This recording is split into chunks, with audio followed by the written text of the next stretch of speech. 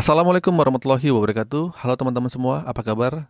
Semoga kalian diberi kekuatan dan ketenangan dalam menghadapi semua ujian hidup, apalagi yang sedang gagal bayar pinjol, yang bikin kalian pusing, tidur nggak enak, pokoknya bikin gelisah. Oke, hari ini saya akan bahas sesuatu yang penting banget, apalagi buat teman-teman yang lagi punya masalah di pinjaman online alias pinjol. Judul kali ini adalah fakta-fakta pinjol yang mungkin kalian nggak tahu.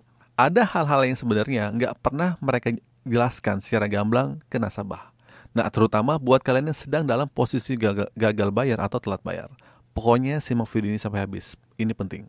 Oke, sekarang kita masuk ke pembahasannya. Nah, yang pertama, gagal bayar itu bukan kasus pidana. Nah, ini yang paling pertama dan paling penting buat kalian tahu.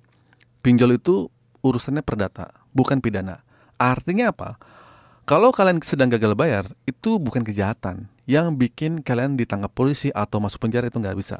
Tidak ada pasal pidana yang menyebutkan gagal bayar pinjol sebagai tindakan kriminal. Jadi kalau ada yang mengancam kalian akan masuk penjara atau dilaporkan ke polisi, itu cuma omong kosong ya, jangan langsung takut. Terus kedua, fakta yang kalian perlu ketahui adalah tidak semua pinjol itu punya DC lapangan. Banyak pinjol yang ngaku-ngaku punya tim lapangan atau debt collector lapangan yang katanya bisa datang langsung ke rumah. Padahal kenyataannya tidak semua pinjol itu punya DC lapangan, ya nggak? Nggak punya, hanya beberapa aja. Bahkan ada yang nggak ada sama sekali. Bahkan banyak yang hanya menagih via WhatsApp aja atau SMS atau telepon aja. Nah, ini supaya kalian takut. Mereka akan bilang kalau nggak bayar hari ini, besok tim lapangan akan ke rumah. Nah, itu biasanya cuma strategi menakut-nakuti. Bukan karena mereka beneran punya tim lapangan, itu nggak punya. Apalagi kalau pinjol itu pinjol ilegal. Hampir dipastikan itu nggak ada. Terus ketiga, fakta yang perlu kalian ketahui dan belum pernah kalian ketahui adalah masuk slik OJK itu tidak otomatis. Nah, slik OJK alias sistem catatan kredit itu sering dijadikan alasan buat nakut-nakutin nasabah. Kalau kalian nggak bayar sekarang, data kalian langsung masuk slik OJK. Padahal proses masuk ke slik OJK itu tergantung si pinjolnya sendiri. Ada yang baru telat sebulan udah dilaporin, ada yang 7 bulan malah belum masuk juga. Ada juga pinjol yang bahkan nggak pernah lapor ke slik OJK sama sekali.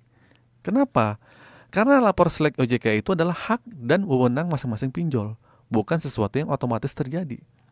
Misalnya nih, pinjol legal seperti Aku Laku, Kredivo biasanya lebih rutin melaporkan. Tapi yang lain belum tentu. Oke, fakta yang keempat, gagal bayar bukan berarti dunia kalian itu berakhir. Nah, ini fakta yang penting banget buat kalian tahu. Kalau kalian punya, kalau kalian sedang galbay atau gagal bayar, itu bukan akhir segalanya. Nggak perlu stres berlebihan. Nggak perlu takut sampai nggak bisa tidur. Faktanya, pinjol nggak bisa maksa kamu bayar kalau kalian memang belum mampu atau nggak punya. Mereka nggak bisa nyita aset kalian, nggak bisa nyita secara langsung tanpa proses hukum, itu nggak bisa. Dan mereka juga nggak bisa seenaknya masuk rumah atau bawa kabur barang kalian, itu nggak bisa. Kalaupun sampai ke proses hukum, itu jalurnya perdata, panjang banget dan ribet.